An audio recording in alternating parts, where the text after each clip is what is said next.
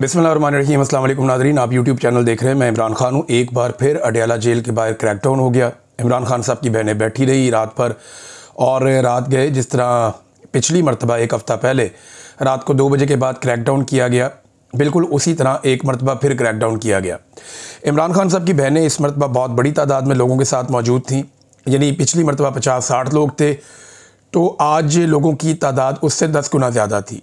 400-500 लोग बताए जा रहे थे कि वो रात के वक्त तक वहाँ पे मौजूद रहे। अल्लामा राजा नासिर अब्बास साहब भी वहाँ पे मौजूद थे और पुलिस एक मरतबा फिर वाटर कैनन लेकर आई। अब सर्दियों की रातें, आपको पता है दिसंबर और जनवरी बहुत सर्द रातें होती हैं, और ये 16 दिसंबर की रात थी। 16 दिसंबर आप जानते हैं पाकिस्तान 2 लख्त हुआ था, 2 टुकड़े हुआ था, और इस मुनासबत से पाकिस्तान में बहुत तनकीद भी होती है पाकिस्तान की मिलिट्री एस्टेब्लिशमेंट पे, लेकिन इसी रात का एक मरतबा फिर इंतखाब किया गया। पिछली मरतबा जो तशद्दुद किया गया वो इंसानी हकूक़ के आलमी दिन के हवाले से किया गया, और इस मरतबा पाकिस्तान 2 टुकड़े हुआ था जिस पॉलिसी की वजह से उसी पॉलिसी को दोबारा अपनाया गया। पुलिस ने जो क्रैकडाउन किया इसमें लाठी चार्ज भी किया और बहुत सारे कारकुनों को गिरफ़्तार किया। कुछ वीडियोज़ हैं जिनमें पुलिस वाले कारकुनों को गंदी गालियां दे रहे हैं, उन्हें ज़मीन पर बिठा रहे हैं, उन्हें ज़मीन पर लटाने के अहकाम जारी किए जा रहे हैं। अलीमा खानम साहिबा के हवाले से कुछ इत्तलात आई, इमरान खान साहब की बहनों के हवाले से, क्योंकि उनको डायरेक्ट अटैक किया गया और वाटर कैनन का उनके ऊपर इस्तेमाल किया गया। सर्द रात में ठंडा पानी उन पर फेंका जा रहा है और वो भी बहुत ज़ोरदार प्रेशर के साथ।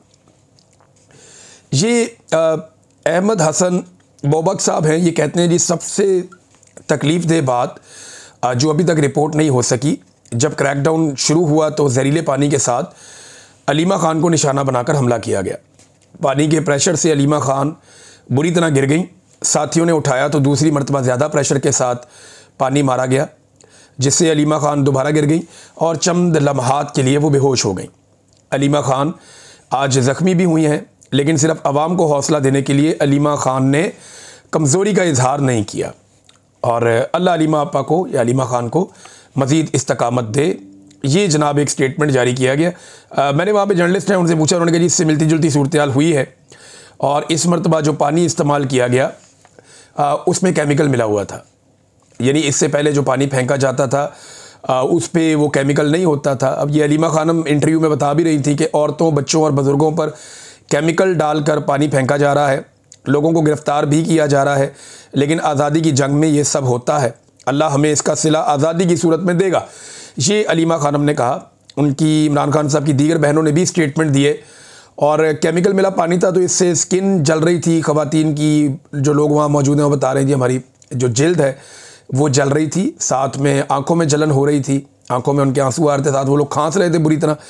तो ये केमिकल वाला पानी था, इस मरतबा इस्तेमाल किया गया, ज़्यादा बड़ा हमला किया गया पाकिस्तान तहरीक इंसाफ पर। इन चीज़ों को नॉर्मलाइज़ किया जा रहा है कि इमरान खान की निहत्ती बहनें आ जाएं और आके बैठ जाएं अडयाला जेल के बाहर, उनके साथ लोग हों और वो कहें जी कि इमरान खान साहब की मुलाकात करवाई जाए हमारे साथ, जो कानून के मुताबिक है। तो इमरान खान साहब जो साबिक वज़ीर आज़म है उनको डाला जाए कैद तन्हाई में, और जब उनकी बहनें वहाँ पे आगे पुरअमन एहतजाज करें, निहत्ते लोग मौजूद हों, तो उनके ऊपर सर्दियों में ठंडा पानी फेंका जाए, गर्मियों में आंसू गैस की शेलिंग की जाए, लाठी चार्ज बार बार किया जाए। इन चीज़ों को पाकिस्तान में नॉर्मलाइज़ किया जा रहा है और लगातार इसको नॉर्मलाइज़ किया जा रहा है। इसको फिर आलमी मीडिया भी रिपोर्ट करता है, BBC उर्दू ने भी इसको रिपोर्ट किया। अलीमा खानम ने कहा कि जब इमरान खान ज़िम्मेदार आसिम मुनीर को ठहराते हैं तो इसमें बुरा क्या है, वही हकीकत में हुक्मरान है। इमरान खान का पैगाम बाहर आने से रोका जा रहा है और ये सब कुछ आसिम लॉ के तहत हो रहा है। एक और चीज़ भी अलीमा खानम ने कही, उन्होंने ये कहा कि जनाब क्यों बात नहीं कर सकते आसिम मुनीर के बारे में। आसिम मुनीर साहब रियासत नहीं है, वो एक इदारे के सरबराह ज़रूर हैं, लेकिन वो अपनी आइनी हुदूद से तजावज़ कर रहे हैं। यानी ये तो पूरा पाकिस्तान जानता है ना कि पाकिस्तान की फ़ौज इस वक्त सियासत में बदतरीन मुखालफत कर रही है, सियासत के अंदर बदतरीन इन्वॉल्व है पाकिस्तान की फ़ौज इस वक्त। DGISPR हो, पाकिस्तान के आर्मी चीफ हो, पाकिस्तान की ISI हो, पाकिस्तान की मिलिट्री इंटेलिजेंस हो, ये लोग बुरी तरह सियासत के अंदर इस वक्त लुथड़े हुए हैं। ये सियासत में पूरी तरह से इन्वॉल्व हैं, और इनकी सियासत में इन्वॉल्वमेंट की वजह से पाकिस्तान जो है वो हर दिन पीछे की तरफ जा रहा है। अब जो लोग सियासत में इन्वॉल्व होंगे और उनकी वजह से पाकिस्तान को नुकसान होगा, जो सियासी और जमहूरी आवाज़ें हैं वो उनके खिलाफ उठेंगी, वो उनका नाम लेंगे। तो ऑब्वियस है वो ये कह रही हैं कि आसिम मुनीर कोई इदारा नहीं है, सारा पाकिस्तान मजबूरी में है, पुलिस मजबूर है, मीडिया मजबूर है, लेकिन हम मजबूर नहीं हैं क्योंकि हमने फैसला कर लिया है आज़ादी या मौत। ये बात भी अलीमा खानम ने कही। फिर उन्होंने कहा इमरान खान कह चुके हैं कि मौत या आज़ादी, आप सब जहन बनाकर निकलें कि मौत या आज़ादी। ये मत खौफजदा हों कि हमारे बच्चों का क्या होगा। शहीदों के बच्चों का वारिस अल्लाह ताला होता है। शहादत जन्नत का रास्ता है। शहादत का जहन बना लें तो पाकिस्तान आज़ाद होगा। जब आप मंजिल बड़ी रखेंगे तो फिर कोई ये नहीं कहेगा कि मुझे कल फ़ोन आ गया था तो मेरी फ़लाँ मजबूरी है। पाकिस्तान आज़ाद कराना है तो मजबूरियों और खौफ को एक तरफ रखना होगा। ये अलीमा खानम ने कहा। ऐसी बातें हम एक दौर में फ़ातिमा जना से सुनते थे। वो ये बातें करती थीं, लोगों को जगाने की कोशिश करती थीं, लोगों को बताने की कोशिश करती थी। हमने वो दौर भी देखा हुआ है। नाज़रीन, सलमान अकरम राजा साहब ने एक बड़ी इंपॉर्टेंट बात की, मैं उसको इसी जगह पे रख के आपको सुनाऊंगा, क्योंकि इमरान खान साहब के बेटों ने, दोनों ने एक और इंटरव्यू दिया है। इस दफ़ा उन्होंने स्काई न्यूज़ को इंटरव्यू दिया। पूरी दुनिया में उनका इंटरव्यू वायरल हो रहा है। अमेरिकन मीडिया से उन्होंने बात की है, तो जो तफसीलात है मैं आपके सामने रखता हूँ। लेकिन पहले जो सलमान अकरम राजा साहब ने बात की है ना, वो सुनने और समझने वाली बात है। ये एक ऐसे आदमी की बात है जिसने बिल्कुल लगी लपटी रखे बगैर, यानी उन्होंने बिला वजह भड़क मारने से बेहतर, सियासतदान नॉर्मली यही करते हैं कि गेम उठा के रखते हैं, लेकिन उन्होंने साफ बात की और इस बात को पाकिस्तान को समझना पड़ेगा। उन्होंने कहा आप क्या समझते हैं कि जो निज़ाम 78 साल से खड़ा है वो 10, 20 या 30 हज़ार बंदा निकलने से गिर जाएगा? हम पूरी कौम को आवाज़ दे रहे हैं। हम 1-2 दिन की शोबदाबाजी नहीं करना चाहते। हम सोच समझ कर काम करेंगे। हम दबाव में नहीं आएंगे।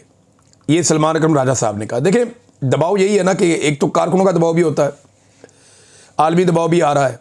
तो पाकिस्तान तहरीक इंसाफ के ऊपर बहुत ज़्यादा दबाव आता है कि निकलो फ़ौरन, लेकिन बगैर तैयारी के निकलना अक्लमंदी नहीं होगी। तहरीक इंसाफ को जब भी निकलना है तो बहुत बड़ी तैयारी के साथ निकलना होगा और पूरे पाकिस्तान को साथ लेकर निकलना होगा।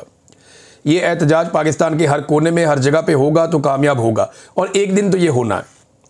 देखिए, जिस लेवल का पाकिस्तान के अंदर जुल्म और फस्तायत है, जिस तरीके से पाकिस्तान के निज़ाम के ऊपर कब्ज़ा किया गया है, जो पाकिस्तानियों की माशी लिहाज से इस वक्त हालत हो चुकी है, इन सारी चीज़ों को आप प्लस माइनस करें तो कोई ना कोई किसी दिन एक ऐसी तहरीक जन्म ले लेगी कि जिसे पब्लिक ओन कर लेगी, और जिस वक्त सारी पब्लिक निकल आएगी तो फिर सिचुएशन बदल जाएगी दिनों के अंदर। फ़ायदा तभी होगा, ये 1 लाख 1.5 लाख, मैंने थोड़े दिन पहले कहा भी था कि 2-4 लाख बंदे निकालने से भी आप पाकिस्तान में मिलिट्री एस्टेब्लिशमेंट को धकेल कर वापस उनके आइनी किरदार में नहीं भेज सकते। इसके लिए पूरे पाकिस्तान को फैसला करना पड़ेगा, पूरे पाकिस्तान को टाइम निकालना पड़ेगा। 1-2 दिन का टाइम निकालें, सब मिलकर मेहनत करें, सारा पाकिस्तान निकले और निकल कर फिर मिलिट्री एस्टेब्लिशमेंट को आप ये कहें कि जनाब हम आपकी बहुत इज्जत करते हैं, आपको लड़ाई का काम सौंपा गया है, उसके बदले में हम आपको इज्जत भी देते हैं, प्यार भी देते हैं और पैसा भी देते हैं।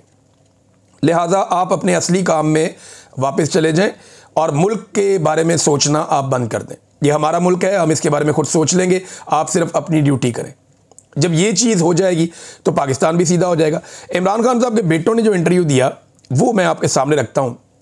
ये पूरी दुनिया में इसका चर्चा हो रहा है। स्काई न्यूज़ के ऊपर इंटरव्यू है। स्काई न्यूज़ ने जो इसका हेडलाइन एक बनाया वो ये है कि Imran Khan son fear they may never see him again as former Pakistan prime minister held in death cell. कह जी हमें ये खदशा है, इमरान खान साहब के बेटे ये कहते हैं कि हमें इस बात का डर है, कि इस बात का खौफ लाक हो गया है कि शायद हम इमरान खान साहब को, अपने वालिद को दोबारा कभी ना देख सकें।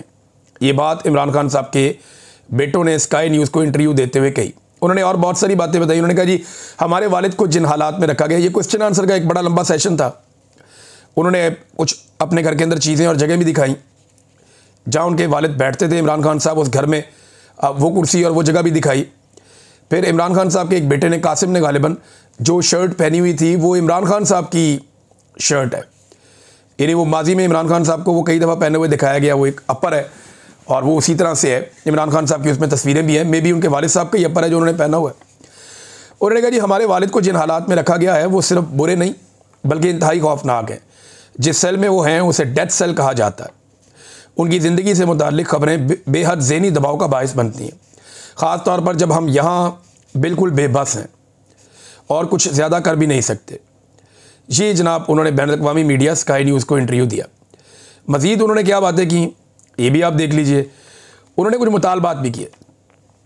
एक मुतालबा उन्होंने किया कि इमरान खान के बुनियादी इंसानी हुकूक़ का एहतराम किया जाए। कैदियों के हकूक दिए जाए इमरान खान को। नंबर 2, अदालती अहकामात पर अमल दरामद किया जाए। अदालतें तो पाकिस्तान में अब रही कोई नहीं, लेकिन फिर भी जो अदालती अहकामात मुलाकातों वाले हैं उन पर तो अमल दरामद होना चाहिए। नंबर 3, आइन और कानून पर अमल दरामद किया जाए। नंबर 4, इमरान खान का ज़ाती मुआलिज से मुआयना करवाया जाए। नंबर 5, इमरान खान का आज़ादाना मॉनिटरिंग कमीशन के ज़रिए कंडीशंस का उनका मुआयना किया जाए। ये जनाब इमरान खान साहब के बेटों ने कुछ मुतालबात सामने रखे हैं जो फौरी तौर पे अगर मंजूर हो जाते हैं तो काफ़ी रिलीफ इमरान खान साहब के लिए और पाकिस्तान तहरीक-ए-इंसाफ के लिए हो जाएगा। फिर उन्होंने एक और बात की, वो पिछले 2 बरस से ज़्यादा अरसे से तन्हाई के सेल में मौजूद हैं जहाँ उन्हें गंदा पानी दिया जाता है। उनके आसपास ऐसे कैदी हैं जो हेपेटाइटिस सी से मर रहे हैं। हालात नहायत घिनौने हैं और उन्हें किसी भी किस्म की इंसानी राब्ते से मुकम्मल तौर पर काट दिया गया है। उन्होंने ये भी बताया कि जी हमारा अपना राब्ता हुआ 5 महीने हो गया। अब वो इमरान खान साहब के बारे में उन्होंने कुछ और चीज़ें कही। एक तो क्या इमरान खान डील कर लेंगे, ये सवाल हुआ। तो इससे पहले उन्होंने कहा जी कि हमारे वालिद कहते हैं कि उनका मकसद पाकिस्तान को करप्शन से निजात दिलाना है। जितना हम जानते हैं कि हमारे वालिद यहाँ रहकर हमारे क्रिकेट मैचेस देखें, यानी हम तो ये चाहते हैं कि हमारा वालिद इधर आ जाए, वो यहाँ पे आके हमारे क्रिकेट मैचेस देखें, एंजॉय करें। उनका मकसद इससे बहुत बड़ा है, लेकिन इमरान खान का मकसद इससे बहुत बड़ा है। यानी इमरान खान साहब के बेटे ये नहीं चाहते कि वो पाकिस्तान में आएँ और आकर कोई पॉलिटिक्स वगैरह करें, लेकिन वो ये चाहते हैं कि उनके वालिद बरतानिया चले जाएँ और अपनी ज़िंदगी पुरसकून अंदाज में गुजारें और अपने बेटों को खेलते हुए देखें। और उन्होंने ये भी बताया कि वो प्रोफेशनल क्रिकेट नहीं खेलना चाहते, बस वो अपना एंजॉय करने के लिए क्रिकेट खेलते हैं। उन्होंने कहा जी उनका मकसद बहुत बड़ा है, हम उनके मकसद का एहतराम करते हैं। अपने वालिद से बात ना कर पाना इंतहाई तकलीफ दे है। मैं जानना चाहता हूँ कि हम कैसे मदद कर सकते हैं। नानी के इंतकाल के बाद हमारे वालिद से बात नहीं हुई। वो अपनी वालदा के बाद उन्हें अपनी माँ की तरह समझते थे। अच्छा जी, इसके बाद इन्होंने डील से मुतालिक एक सवाल हुआ कि अगर आप इमरान खान से मिलते हैं तो क्या आप उन्हें कहेंगे कि आपने बहुत जेल गुजार ली है, अब वक्त है जेल से निकलें और डील कर लें।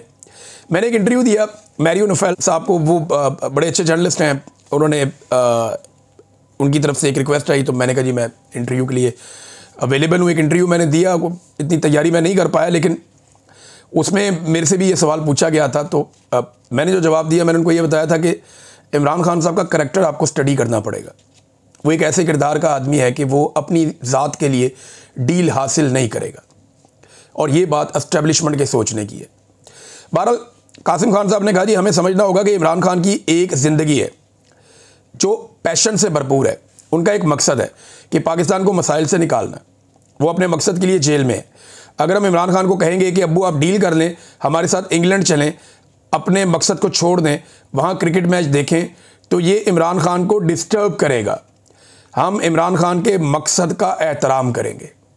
ये इमरान खान के बेटों ने कहा कि हम अपने बाप को कह तो सकते हैं, लेकिन वो इससे डिस्टर्ब हो जाएंगे।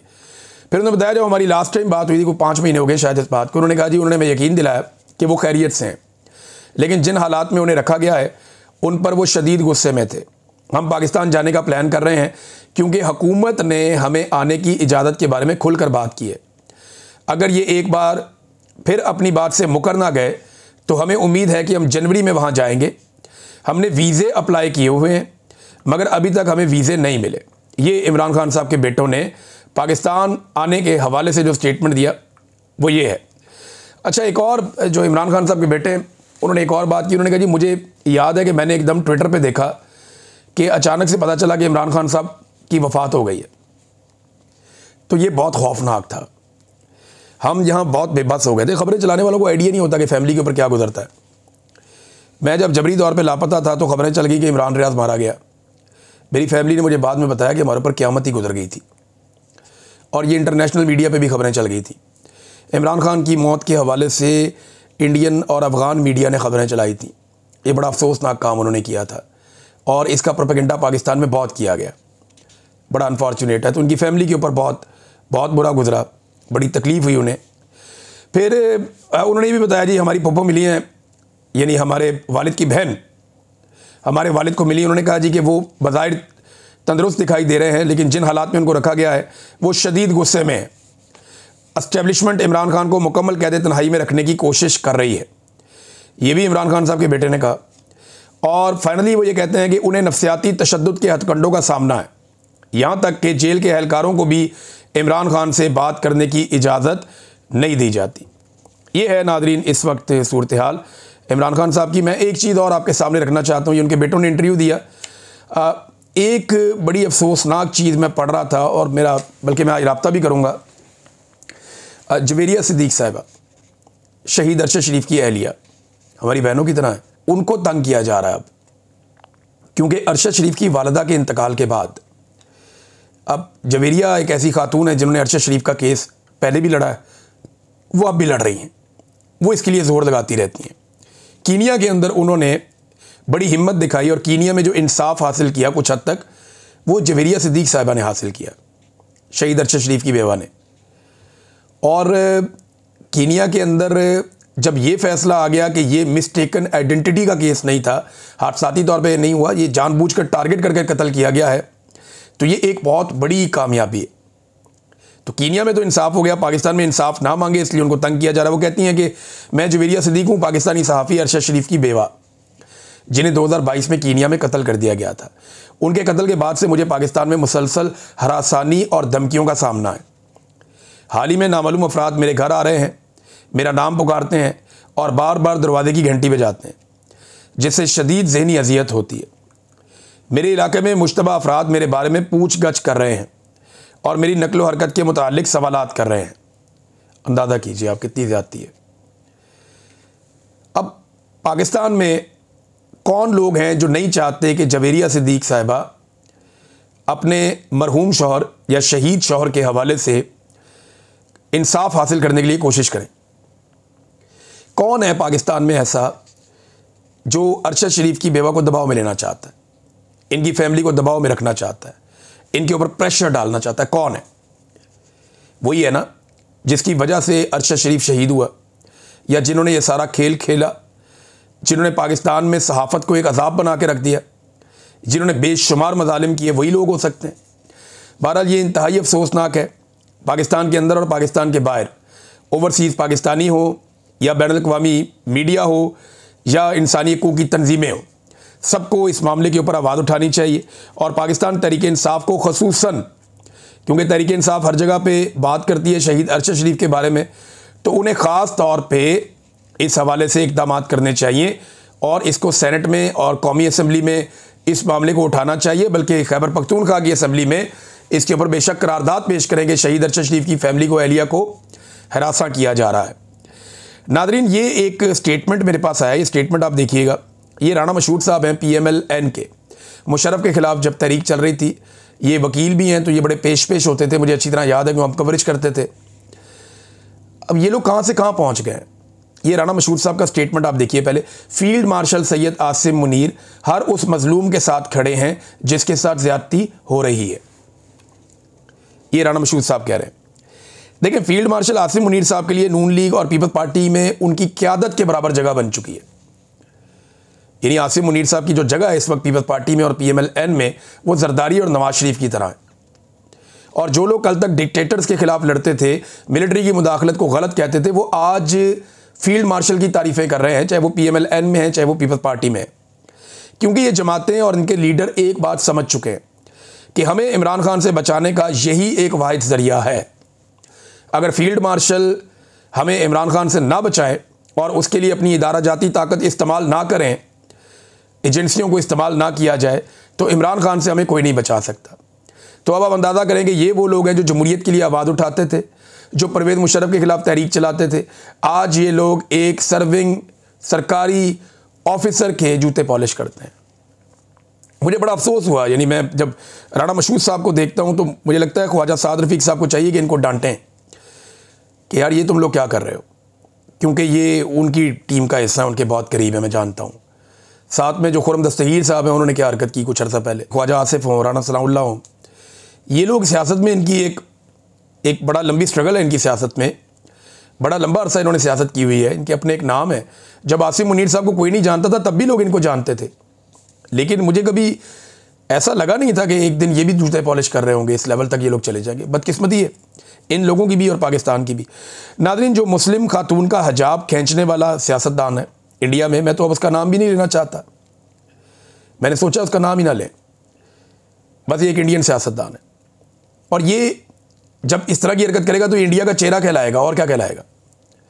अब इस बंदे ने बदतमीज़ी उसके बाद भी की है, कहता है जी नकाब ही खींचा ना, कहीं और तो हाथ नहीं डाल दिया मैंने। अब अंदाज़ा करें आप, ये इस लेवल का आदमी है, इस वाक़े पर शर्मिंदा होने की बजाय वो इस वाक़े के ऊपर क्या कर रहा है, मजाक उड़ा रहा है, इंजॉय कर रहा है।